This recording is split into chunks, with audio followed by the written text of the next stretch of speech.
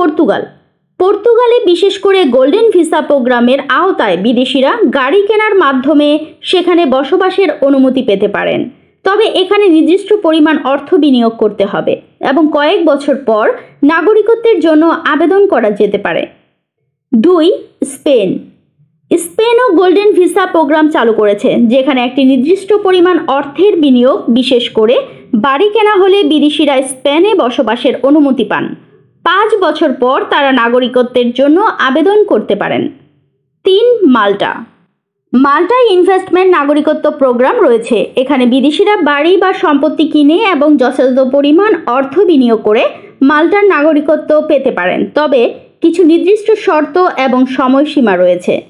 4. কাইমন islands.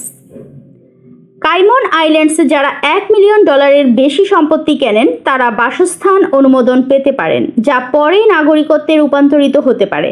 তবে এখানে নাগরিকত্ব পাওয়ার জন্য বিভিন্ন শর্ত পূরণ করতে হয় এবং এটি অনেক সময়ের প্রক্রিয়া। 5. অস্ট্রেলিয়া। অস্ট্রেলিয়াতে সুবিধাজনক ভিসা প্রোগ্রাম রয়েছে, যেখানে বিদেশিরা বড় পরিমাণে সম্পত্তি বা বাড়ি কিনলে দীর্ঘমেয়াদী বাসস্থানের অনুমোদন পেতে পারেন। তবে নাগরিকত্ব পেতে হলে আপনাকে সেখানে কিছু বছর থাকতে হবে এবং প্রবাসী শর্ত পূরণ করতে হবে। 6. ইউএসএ।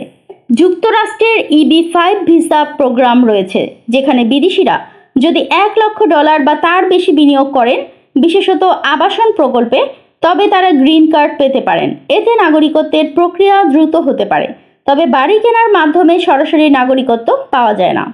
7. কিউবা। কিউবা বিদেশি নাগরিকদের নির্দিষ্ট পরিমাণ অর্থ বিনিয়োগের জন্য নাগরিকত্ব দেয়, তবে শুধুমাত্র বাড়ি কিনে নাগরিকত্ব পাওয়া সম্ভব নয় এবং সেখানে কিছু বিশেষ শর্ত থাকতে পারে।